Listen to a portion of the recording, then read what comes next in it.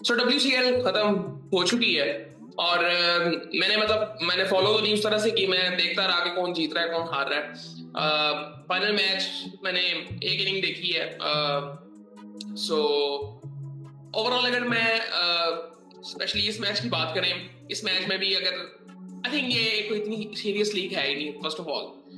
उसकी एक वजह ये है कि ये कोई इतनी टिपिकल लीग भी नहीं है कि इसमें रूल्स मतलब हर चीज है बहुत सीरियस, कोई इसको इतना ले नहीं रहा। उसकी एक वजह ये है कि अ, जो इसके फंडामेंटल्स है ना वो बड़े डिफरेंट है बाकी लीग से, बाकी टूर्नामेंट से। वो कैसे है?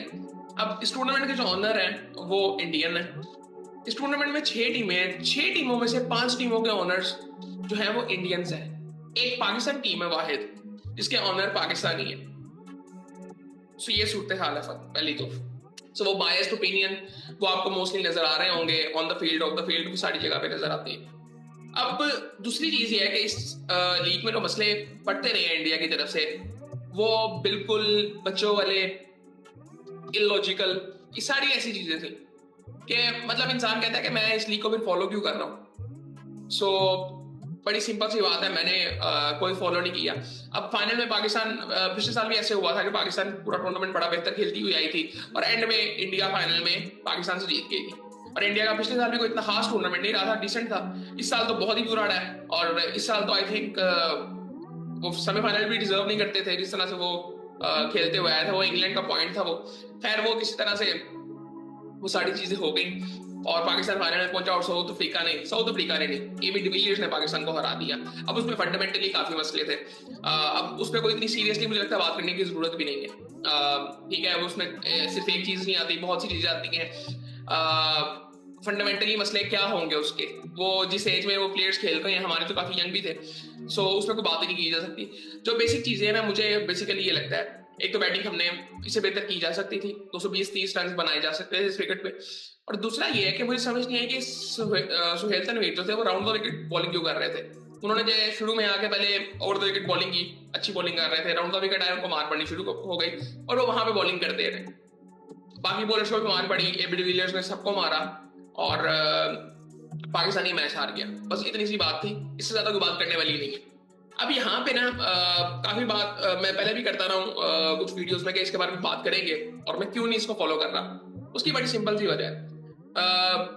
इस वक्त जो क्रिकेट चल रही है ना दुनिया में, जनरली कोई क्रिकेट मतलब आईसीसी के टूर्नामेंट्स हैं, कुछ भी आप कोई भी लीग उठा लें, पॉलिटिक्स बहुत ज्यादा इन्वॉल्व है, जनरली बहुत ज्यादा इन्वॉल्व है अब हर तरह की क्रिकेट में। और क्रिकेट जो है ना वो जनरली बहुत बायस्ड हो गई है, मतलब इस तरह से मजा नहीं आता। पहले मैचेस होते थे, सो वो एक राइवलरीज नजर आती थी हर टीम में किसी ना किसी हद तक। आज वो नहीं आपको नजर आता। लीग्स बहुत ज्यादा है, प्लेयर्स एक दूसरे को जानते बहुत ज्यादा है, पॉलिटिक्स बहुत ज्यादा है। आपको पता चल जाता है कि ये चीज हुई क्यों है। ये सिर्फ एक कोई नेचुरल चीज नहीं, नेचुरली चीजें हो ही नहीं रही। सो ये सारी चीजें चलती रहती हैं। इंडिया का इन्फ्लुएंस बहुत ज्यादा क्रिकेट पे बढ़ चुका है और आने वाले टाइम में हम सब ये चीज नजर आ रही है कि T20 क्रिकेट जितनी ऊपर चली जाएगी वो नजर आ रहा है सबको। टेस्ट क्रिकेट किसी हद तक कुछ टीमों के मैचेस देखने में मजा आता है।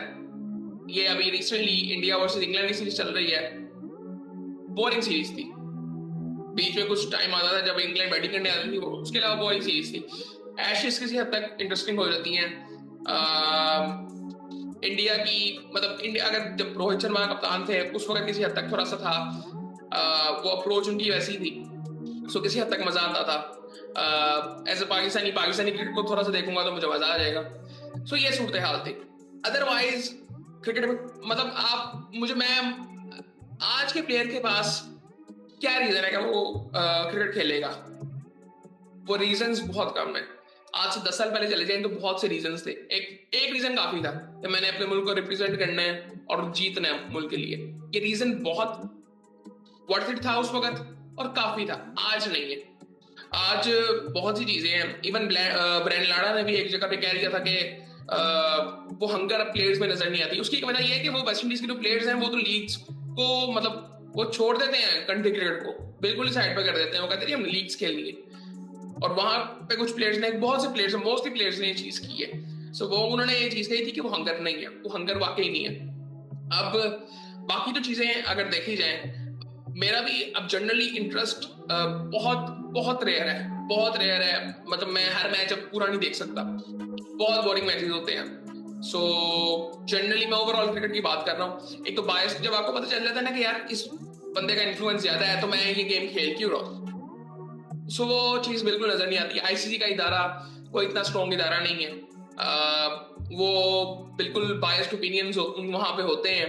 मतलब जो इंडिया चाह रहा होता है, अब इंडिया भी क्या चाह रहा होता है, वो फाइनेंशियली, मतलब आपका मॉडल ही इतना गंदा है कि वो फाइनेंशियली सारा पैसा आता भी वहां से है, जाता भी वहां पे। सो ये सूरत हाल है। सो उसके अलावा अगर देखेंगे, ऑस्ट्रेलिया, कितने लोग उनकी क्रिकेट को फॉलो कर रहे होते हैं, बहुत कम है। इंग्लैंड, न्यूजीलैंड, साउथ अफ्रीका, सो ये इनकी ऑडियंस बहुत छोटी है।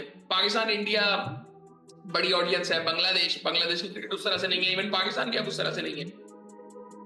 इंडिया की क्रिकेट अगर आप देखेंगे, सो मुझे अब लगता है आपको विराट कोहली दोबारा नहीं मिलना, आपको रोहित शर्मा दोबारा नहीं मिलना, आपको एम एस धोनी दोबारा नहीं मिलना। ठीक है, अब ये जो प्लेयर्स खेल रहे हैं, इनकी उस तरह से फैन फॉलोइंग नहीं है जिस तरह से विराट कोहली की थी। और मुझे लगता है हो भी नहीं सकती। रोहित शर्मा की थी, एम एस धोनी की थी, युवराज सिंह की थी। ये बहुत बड़े नाम थे इंडियन क्रिकेट के।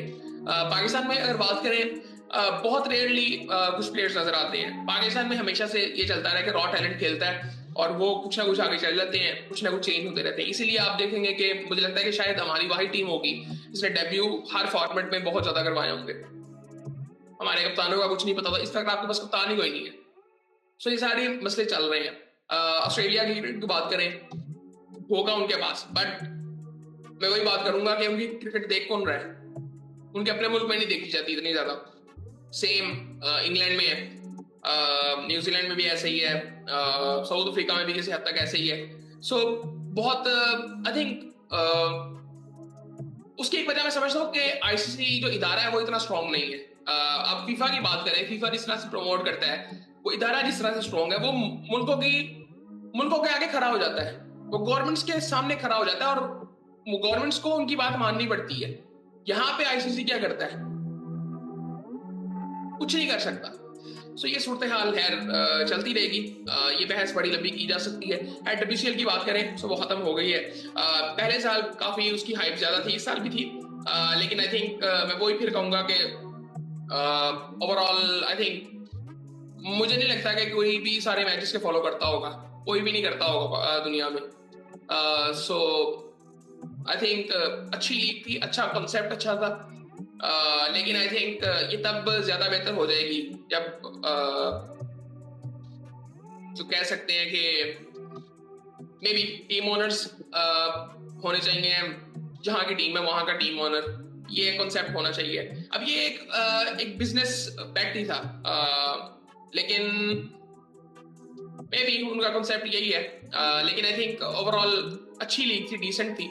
लेकिन आई थिंक लॉन्ग टर्म में अगर इसको देखना है, सो बहुत सी बातें शुरू हो जाएंगी। इवन पीसीबी की तरफ से अब बातें शुरू हो गई हैं ये पाकिस्तान के नाम के ऊपर, पता नहीं उसका क्या अभी चक्कर है, वो बाद में बात करेंगे।